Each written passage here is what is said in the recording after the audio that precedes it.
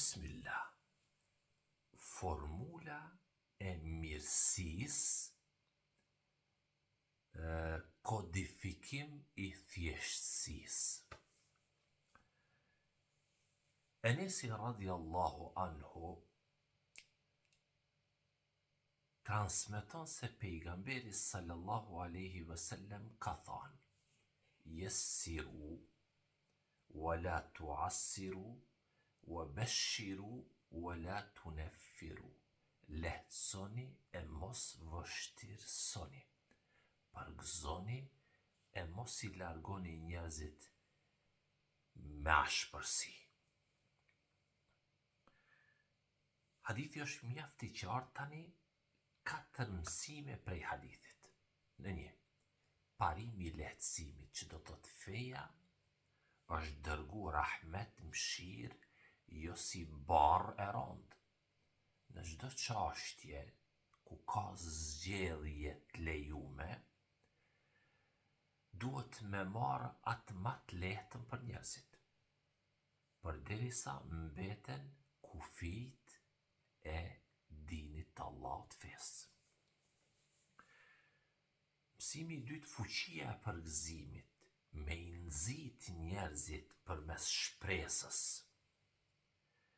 dhe shpërblimit ka më shumë efekt se me I friksu vazhdimisht.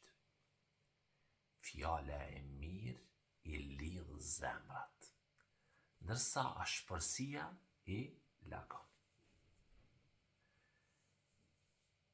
Mësimi I tretë, metodologjia e thirrjes, dawes. Ky hadith është si udhëzues për mësues, prindër e udhëheqës.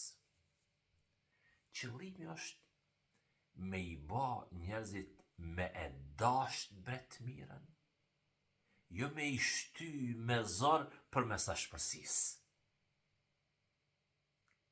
Ju lutem, keni në konsiderat këtë. Mësimi I katërt, balanca mes 2 skajeve. I dërguari Allahut na mësoi me u largu prej ekstremeve. Nuk duhet me qenë aq të lirshëm sa me I humb rregullat, por edhe nuk duhet me qenë aq të ashpër sa me e bo fen të vështirë për praktikim.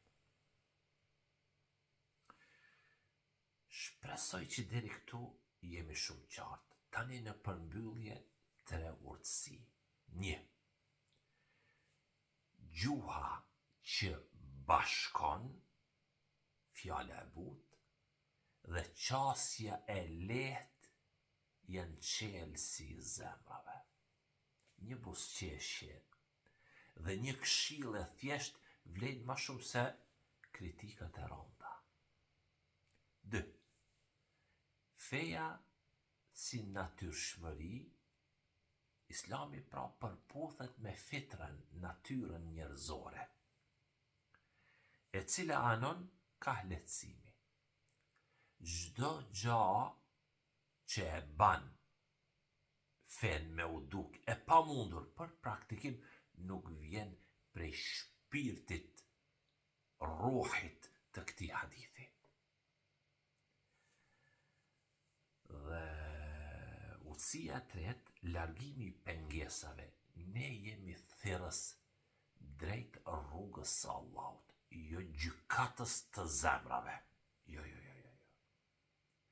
Detyra jonë është me bë rrugën drejt Zotit qartë, të dashur, e jo me vendos pengesa me sjellje të ashpra. Kujdes në këto këshilla. Zoti ju